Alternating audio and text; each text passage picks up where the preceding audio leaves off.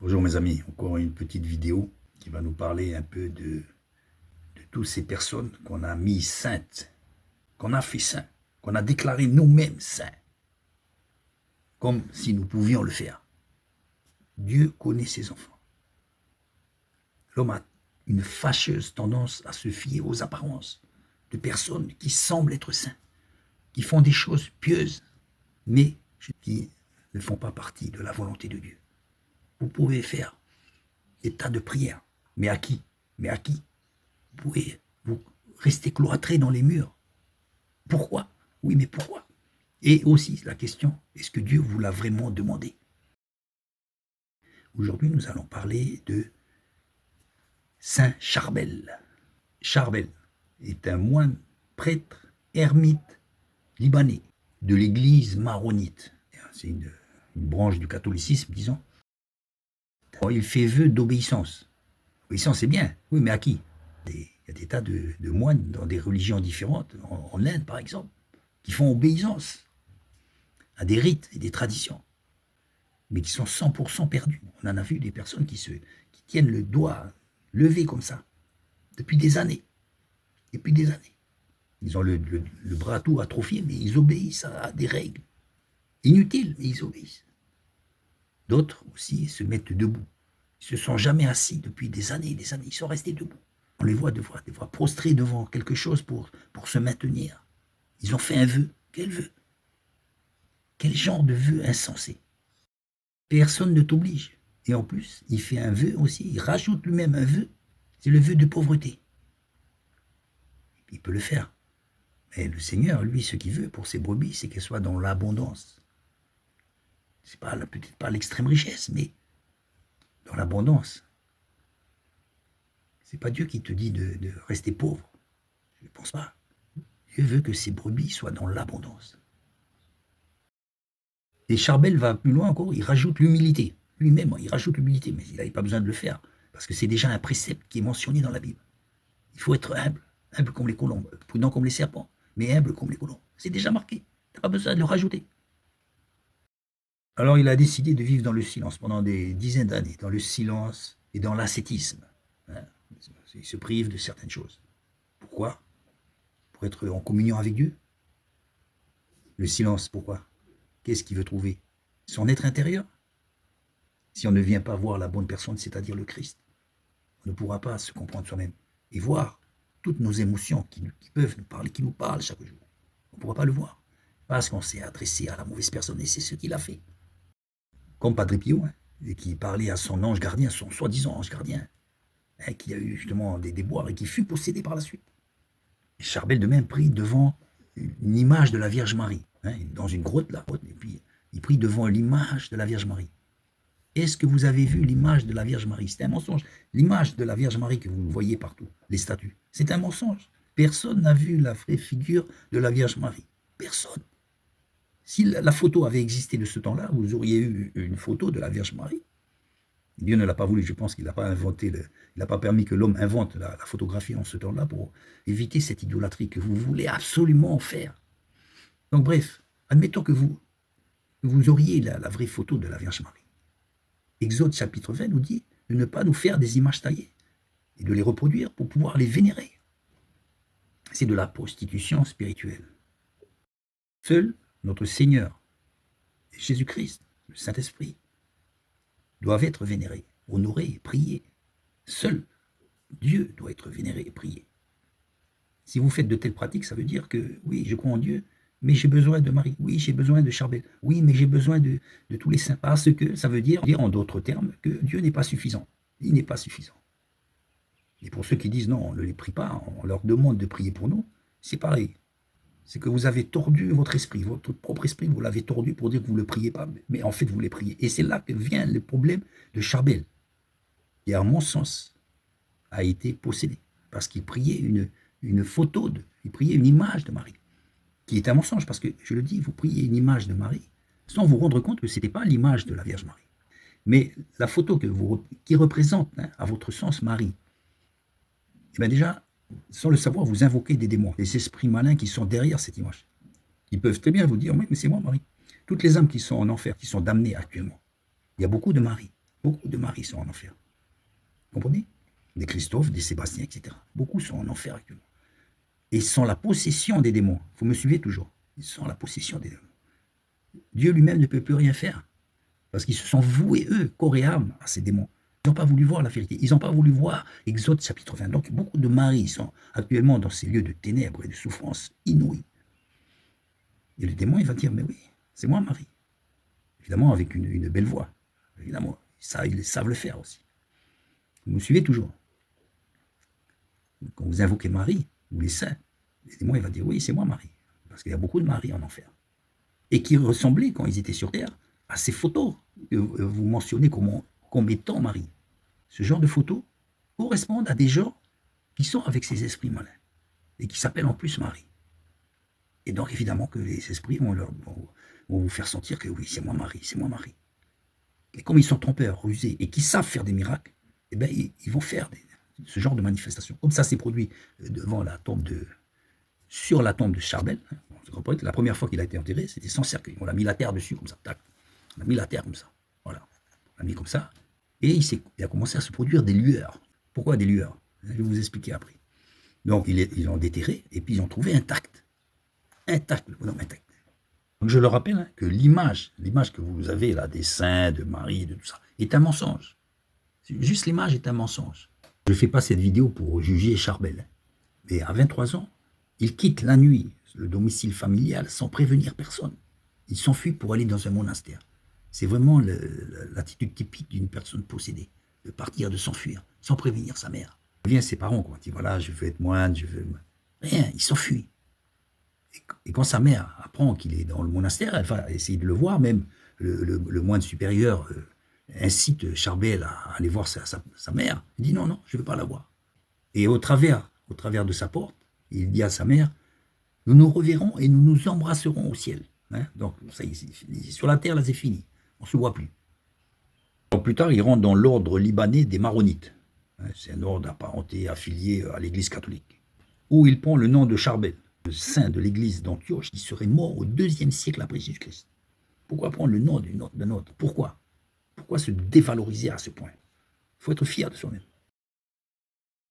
On ne peut pas aimer les autres quand on ne s'aime pas soi-même. Il faut d'abord s'aimer soi-même. Ce n'est pas de l'orgueil ou du narcissisme. C'est simplement d'avoir une estime de soi. On sait que Dieu il est en nous. Je n'ai pas besoin d'imiter quelqu'un d'autre. Parce que pourquoi imiter quelqu'un d'autre puisque Dieu est en moi, puisque Jésus est en moi? Nous devons nous aimer nous-mêmes. Nous aimer nous-mêmes. Et ça, on peut le trouver évidemment dans la communion avec notre Créateur. Parce qu'on va dire comme le roi David, Seigneur, mais je te loue de ce que je suis une créature si merveilleuse. Chacun doit le dire. Si on n'est pas capable de dire ça, c'est qu'on n'a pas vu l'œuvre de Dieu dans nos vies. Et donc on va se réfugier chez quelqu'un d'autre. Réclusion volontaire pendant 16 ans. Réclusion, c'est presque de la réclusion perpétuelle. Pas besoin que un juge vous le prononce, vous-même vous vous réclusez à vie. Pourquoi faire? Pourquoi? C'est pas ça qui va changer le monde. Pas être méchant, mais je veux dire, regardez le Liban aujourd'hui, ou même tous les pays du monde. Qu'est-ce que ça peut changer aujourd'hui? Qu'est-ce que ça peut changer? Où est le résultat aujourd'hui? Ou même pendant sa vie et après sa vie? Ça n'a rien changé. Dieu nous appelle à vivre au milieu de nos contemporains. Nous ne sommes pas du monde, mais nous sommes dans le monde. La vie monacale est quelque chose de contraire à Dieu. Dieu nous a dit clairement, le Seigneur nous a dit, allez par le monde, allez. Il ne nous a pas dit, allez vous enfermer dans une caverne. Vous lisez bien? Vous lisez ce qui est marqué dans les évangiles? Allez de par le monde. Annoncer la bonne nouvelle. Il y a une bonne nouvelle à annoncer, une bonne nouvelle. Le salut gratuit en Jésus-Christ, moyennant la repentance. Et si vous restez cloîtrés chez vous, comment les gens vont entendre ça? Comment ils vont l'entendre? Vous ne faites pas le travail du Seigneur. Pourquoi? Parce que vous n'avez pas le Seigneur. Vous n'avez pas le Seigneur. Vous avez une religion, une belle façon de parler, mais vous n'avez pas le Seigneur. Vous avez des directives de X église, mais vous n'avez pas l'enseignement du Saint-Esprit et la direction du Saint-Esprit. Vous voulez aspirer à une vie érémétique plus intense. Ce n'était pas suffisant. Il fallait aller plus loin, plus loin. Je sais pas, peut-être, je sais pas, à la rigueur, il aurait demandé à quelqu'un, est-ce que vous pouvez m'emmurer vivant? Là, je sais pas, avec du ciment, comme ça, c'est fini, quoi.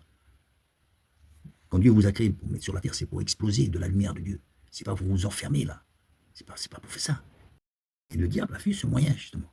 Ces champs de travers religieux, là. Il y a tellement de travers religieux, pour exploiter ces failles. Et pour donner la mauvaise image de ce qu'est être saint. C'est pas l'image de la sanctification de s'enfermer. C'est pas l'image de Dieu. Pas du tout. Si vous voulez la vraie image, vous le regardez dans les évangiles. Comment Jésus il a fait? Il ne s'est pas enfermé dans un monastère. Lui et ses disciples, il a dit allez dans le monde, et les disciples ont vécu avec lui comme nous pouvons le faire aujourd'hui. Et il a vécu au milieu des gens, de la prostituée, au milieu des pharisiens, au milieu des gens de mauvaise vie, au milieu des gens possédés. Il a vécu là. Il n'avait même pas de lieu où dormir, mais il a vécu sur cette terre. Vous voyez? Et il vit en nous aujourd'hui encore, en nous, pour continuer son œuvre, au milieu de la société, pas en dehors de la société. Comme aujourd'hui, à faire des confitures et du pinard, et puis à faire des journées portes ouvertes. Qu'est-ce que c'est cette histoire-là? Réclusion perpétuelle volontaire. Il n'a pas eu besoin d'un juge, il s'est reclus perpétuellement lui-même. Pourquoi? Parce qu'il aspirait à une vie érémitique plus intense. Ça s'est passé, il fallait aller plus loin. Beaucoup de catholiques aiment Dieu, et je veux le croire sincèrement, ils aiment Dieu. Mais le problème, c'est qu'ils font de la rébellion. Sans le savoir, ils font de la rébellion. Ils prient d'autres entités autres que Dieu. Relisez Exode chapitre 20. C'est de la rébellion, c'est de la prostitution spirituelle. Et donc, sans le savoir, on invoque des entités spirituelles autres que Dieu. Vous faites quelque chose contraire à Dieu, automatiquement, vous savez, il n'y a pas de demi-mesure, automatiquement, vous invoquez des entités qui ne viennent pas de Dieu. Vous ouvrez la porte à de la rébellion. Ne prenez pas la Bible à la légère. Je dis que vous, et bien souvent, vous ne la lisez pas. Quand vous allez à l'église, vous n'emportez pas la Bible avec vous. Vous écoutez le prêtre faire son sermon, et vous dites Amen. Mais vous ne lisez pas la Bible. Vous ne vérifiez pas les Écritures. Vous ne vérifiez pas ce qu'on vous dit. Et vous voyez des statues, vous voyez des processions, vous voyez des gens faire des prières. Et vous avez fait pareil. Et vous vous êtes perdu. Parce que vous ne lisez pas la Bible. Vous ne lisez pas Exode chapitre 20, qui est toujours d'actualité. Et donc, vous vous mettez vous-même en dehors de la volonté de Dieu. Et vous vous mettez soumis à des esprits malins. L'Eucharistie, ou la présence réelle de Jésus dans le pain et le vin. Le pain et le vin est un souvenir. Faites ceci en mémoire de moi, en souvenir de moi. Quand vous prenez le pain et le vin, il n'y a pas Jésus dedans. Il n'y a pas le sang ni la chair de Christ, non. C'est pourtant bien explicite. C'est couché noir sur blanc. Et ensuite, il s'adonne aussi à la récitation du rosaire, c'est-à-dire le chapelet invitant à la prière de Marie, la prière à Marie. On ne prie pas Marie. Et vous regardez d'ailleurs un exemple, je vous salue Marie pleine de grâce, cette prière vient d'un ange qui ne faisait pas une prière, qui disait à Marie, voilà, tu vas être enceinte et tu vas enfanter un fils qui s'appellera le Christ, etc. Une grâce t'a été faite, c'est-à-dire quelque chose que tu ne mérites pas. Marie, c'est une grâce. Donc tu ne le mérites pas, mais tu vas être enceinte du Fils de Dieu. C'est une grâce.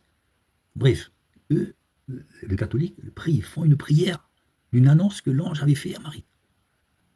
Et ça a été fait sciemment. Ces choses-là ont été fait sciemment pour perdre le monde, pour perdre les gens. Beaucoup de catholiques aujourd'hui sont perdus à cause de ce genre de sacrement, pendu noir sur blanc par des personnes qui ne lisent pas la Bible et qui veulent l'ignorer, pensant qu'ils sont plus grands que l'abbé, quoi.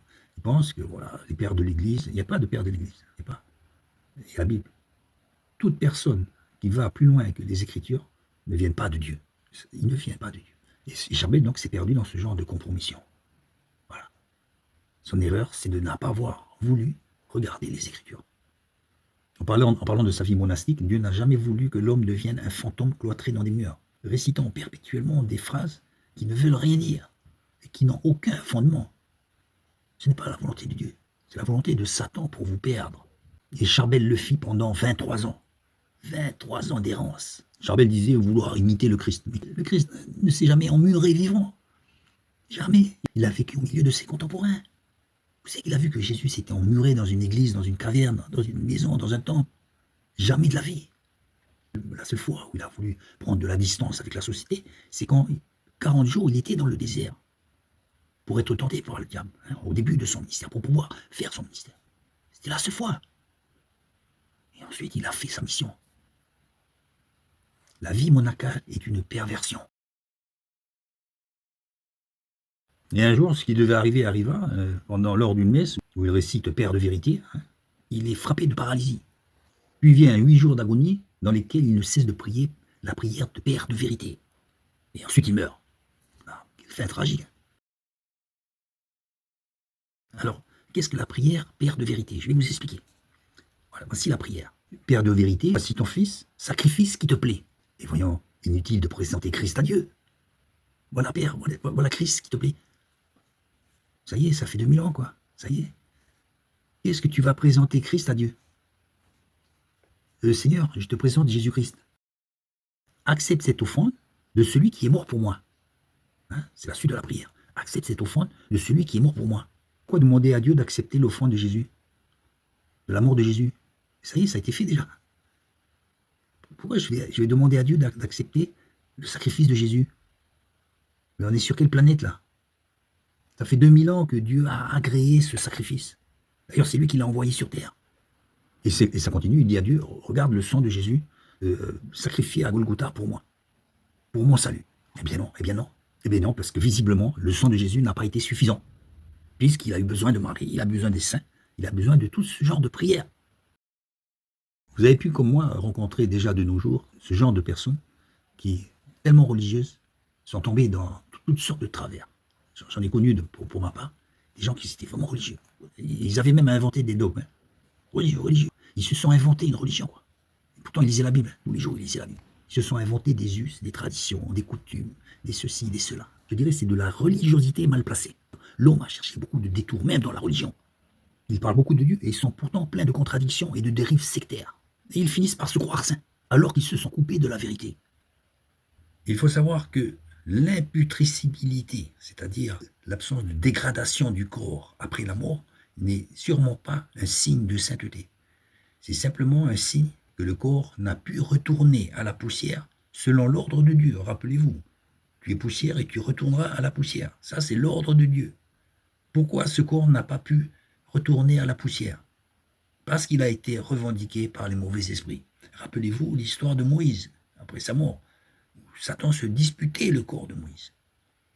Le corps. Pourquoi? Ben, parce qu'il voulait certainement en faire un objet d'idolâtrie pour perdre le peuple d'Israël. De toute façon, les occasions ne se sont pas manquées par la suite. Parce qu'arrivés en pays de Canaan, certains se sont accoquinés avec les dieux locaux. Et sans cesse, les leaders israéliens, au fil des siècles, ont dû intervenir à chaque fois pour éviter cette idolâtrie ou ce culte à de faux dieux. Je me plais toujours à rappeler Exode chapitre 20. Vous savez, ceux qui critiquent les chrétiens, hein, qui mentionnent toujours sola scriptura, simplement l'écriture, en parlant du Nouveau Testament auquel nous nous référons. C'est notre base. Mais bien avant le Nouveau Testament, il y avait l'Ancien Testament, notamment Exode chapitre 20. Tu ne te feras pas d'image taillée. Aujourd'hui, c'est la photo, c'est pareil. Pour les vénérer, pour les adorer, pour les idolâtrer, pour trouver un semblant de contenu. Dieu est esprit et il veut qu'on l'adore en esprit et en vérité. De plus, comme je le dis, il n'y a pas de vérité dans une image. C'est une image. C'est une représentation de choses qu'on n'a pas vues. Et qu'on s'imagine. On aime bien s'imaginer. On aime bien avoir quelque chose en face pour pouvoir prier. On n'est pas capable de s'imaginer que Dieu est esprit et donc on va le prier en esprit. On n'est pas capable. On a besoin de quelque chose. Et en plus, c'est contraire au commandement de Dieu, qui veut qu'on ne l'adore que lui et lui seul. Ne perdez pas votre temps à faire des cultes pendant des années. Ça ne servira à rien. Ce n'est pas agréé par Dieu. Et vous, tôt ou tard, vous serez rejeté. Vous serez rejeté par lui. Il est impossible que Dieu se contredise. Ce qu'il a marqué est toujours valable aujourd'hui. Tu ne te feras pas d'image taillée pour le vénérer. Je suis un Dieu jaloux. Moi, l'Éternel, tu ne dois adorer que Dieu seul, ton Créateur. Ce que vous faites, c'est que vous vénérez la créature au lieu du Créateur. Du coup, le corps de Charbel a été revendiqué par les démons. Et il n'y a eu aucune contestation, comme avec le corps de Moïse qui se faisait disputer. Là, il n'y a aucune contestation. C'était vraiment en possession des esprits. C'est pour ça qu'il y avait des lueurs émanant de cette tombe. Il y avait des lueurs, évidemment, parce que le corps a été revendiqué, pris par les esprits mauvais, pour en faire toutes sortes de manifestations. Dans quel but, évidemment? D'attirer le chaland, d'attirer tous les crédules, hein, tous les badauds. Évidemment, on fait des lumières, ça arrive. Hein. Oui. C'est comme les lumières quand on fait la pêche au calmar. Vous voyez, on fait des lumières. Ben, ça mord à tous les coups. Hein. Les calmars, ils arrivent, ils se font embarquer. Vous n'avez pas compris qu'une lumière ne veut pas dire une manifestation divine. Vous n'avez pas compris. C'est pas moins de 3 exhumations qui ont été faites pour constater l'absence de putréfaction du corps de Charbel. qui pour le crédule est une manifestation de sainteté. Voilà. Pourquoi? Parce qu'il est crédule. Alors évidemment, vous me direz, oui, mais il y a des guérisons. On a prié, déjà vous priez Charbel. Et comme le corps de Charbel est en possession des démons, il faut dire les choses comme elles sont, mais évidemment qu'il va faire des miracles. Toujours dans le même but de vous orienter vers un culte aux morts. C'est un culte aux morts. Ni plus ni moins. Et donc Satan va se plaire à vous répondre. Pourquoi? Eh bien, pour que vous puissiez continuer à faire ce culte. Que vous-même vous puissiez témoigner et attirer encore d'autres badauds, d'autres crédules. Et voilà, le culte a été institué. Il est une énième déviation envers le culte qu'on doit à l'Éternel. Tout ça, c'est pour diluer le vrai culte, pour le diluer. Il y a Dieu, oui, mais il y a ça, oui, mais il y a ça, oui, mais il y a Saint-Rita, il y a Saint-Charbel, il y a Saint-Mage. Voilà. Voilà le résultat. Et vous pouvez le constater vous-même aujourd'hui. Une multitude de lieux de pèlerinage qui sont tout autant de lieux d'idolâtrie et de rébellion envers Dieu. Simplement. Certains ne savent pas que Satan peut faire des miracles. Pour eux, miracle égale Dieu. Ben non. Satan peut faire des miracles. Ce sont des faux miracles, comme des gens qui sont aveugles. Avec Padre Pio, c'est pareil. Il y avait une fille qui était aveugle, qui a retrouvé la vue, et on ne sait pas pourquoi, puisque l'œil était toujours mort. Le globe oculaire était toujours mort. Donc elle voyait par un autre moyen. Pourquoi? Parce que Satan ne peut pas recréer l'œil, puisque ça c'est une création de Dieu. Donc il va trouver un autre moyen, une sorte de vision qu'il va vous donner. Voilà, parce que c'est comme les ulcères malins, les esprits malins, il y a des guérisons malignes. Vous remarquerez que tous ces phénomènes sont inhérents à l'Église catholique. Reconsidérez le culte que vous croyez faire à Dieu, parce qu'on vous l'a appris tel quel. Quand vous vénérez les idoles, vous vous livrez automatiquement à l'action démoniaque. Vous vous mettez sous le couvert des esprits mauvais, puisque vous invoquez des entités qui ne sont pas Dieu, simplement, qui ne sont pas Dieu. Donc vous sortez vous-même de la protection divine. Vous voyez ce que je veux dire? Vous sortez de la protection divine. Et vous vous mettez à la merci des esprits impurs. Tout simplement. Et c'est ainsi que ces soi-disant saints, après leur mort, ont été revendiqués par les esprits. Et même du temps de leur vivant, on voit avec Padre Pio, où il était bousculé, jeté à terre contre les murs.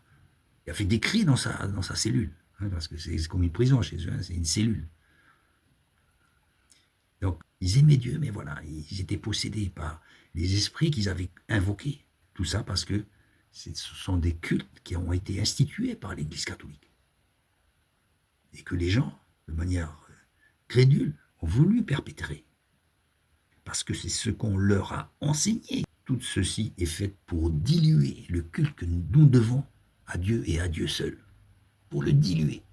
Et ça a très bien marché. Des millions de gens au travers le monde économisent pendant une année ou deux pour faire des pèlerinages, pour voir des reliques, des ossements, pour faire un culte aux morts.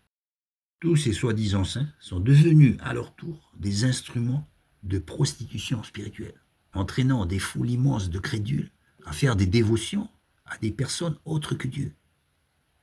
C'est ce qui se passe. Cela est le résultat de rébellion aux enseignements bibliques. C'est de la rébellion, simplement de la rébellion. Je mets en garde tous ceux qui s'adonnent à ce genre de pratique, qui ne seront pas reconnus par Dieu au jour de leur trépas. Je les mets en garde, je les avertis amicalement. Ne vous faites aucune illusion. Vous faites un culte contraire à la volonté de Dieu. Simplement. Charbel fait partie de ces dizaines et dizaines de saints où on peut trouver des manifestations démoniaques. Voilà. Mais comme on les prend pour saints, alors donc on ne voit pas le côté spirituel mauvais, néfaste, nuisible, on ne le voit pas. Puisque pour nous, on les a élevés au rang de saints. Voilà. Merci. Je vais terminer ce petit entretien sur Monsieur Charbel. Merci d'avoir regardé la vidéo jusqu'au bout.